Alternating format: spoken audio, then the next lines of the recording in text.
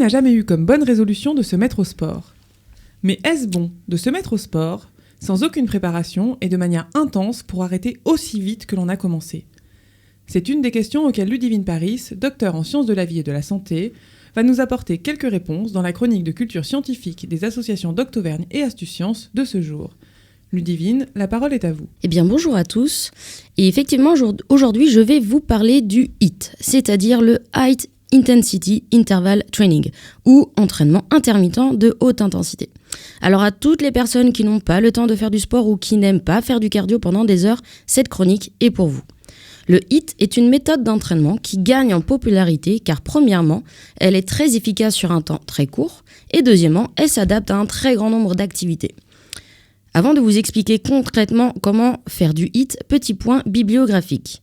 Les premiers travaux sur ce type d'entraînement ont été réalisés dans les années 50-60 et ce n'est que dans les années 90 que le monde scientifique s'est intéressé de plus près aux bienfaits de ce type d'entraînement pour finalement exploser à partir de 2008-2010.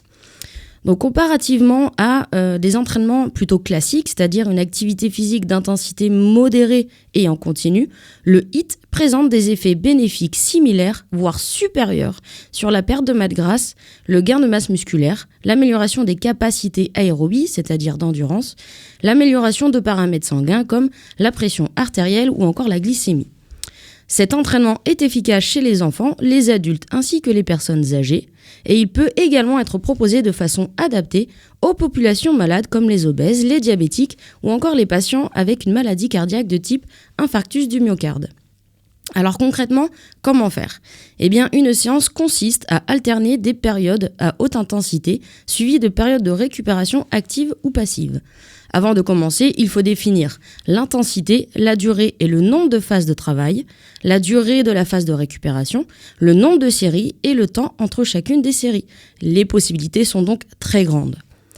Vous pouvez par exemple faire un circuit de 7 exercices avec des squats, des pompes, des fentes, des abdos crunch, donc en ayant les mains derrière la tête, du jumping jack, c'est-à-dire des sauts en écartant les jambes et en resserrant les mains au-dessus de la tête, du gainage et enfin des burpees, mélangeant squat, pompe et saut.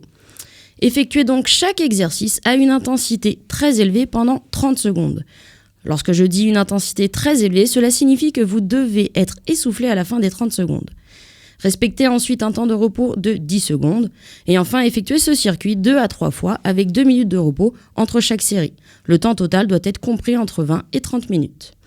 Bien sûr, si vous êtes débutant, je vous conseille plutôt de partir sur 20 secondes de travail et 20 secondes de repos pendant 6 séances et ensuite augmenter à 20 secondes de travail et 15 secondes de repos. Si vous avez du mal à vous motiver, faites-le avec quelqu'un et alternez pendant que vous travaillez, il se repose et inversement. L'encouragement et le soutien sont des facteurs très importants dans le dépassement de soi. Pour les exercices, c'est à vous de choisir, le HIIT s'adapte. Cela peut être un circuit, comme je vous ai expliqué précédemment. À noter que les exercices que je vous ai donnés sont réalisés avec le poids du corps, donc il n'y a pas besoin d'acheter de matériel. Mais cela peut aussi être du travail de sprint en courant, en ramant ou en pédalant. Bref, vous l'aurez compris, le HIIT est universel tant que vous effectuez l'exercice à une forte intensité sur une courte durée. Alors do it or not do it, ne vous posez plus la question, do it. Merci beaucoup Ludivine. Chers auditeurs et auditrices, j'espère que ces informations vous seront utiles. Pour ma part, je vais donc enfiler ma tenue de sport et je vous donne rendez-vous la semaine prochaine pour une nouvelle chronique de culture scientifique. D'ici là, n'hésitez pas à suivre toute l'actualité de la science en Auvergne sur le site www.ecoscience-auvergne.fr.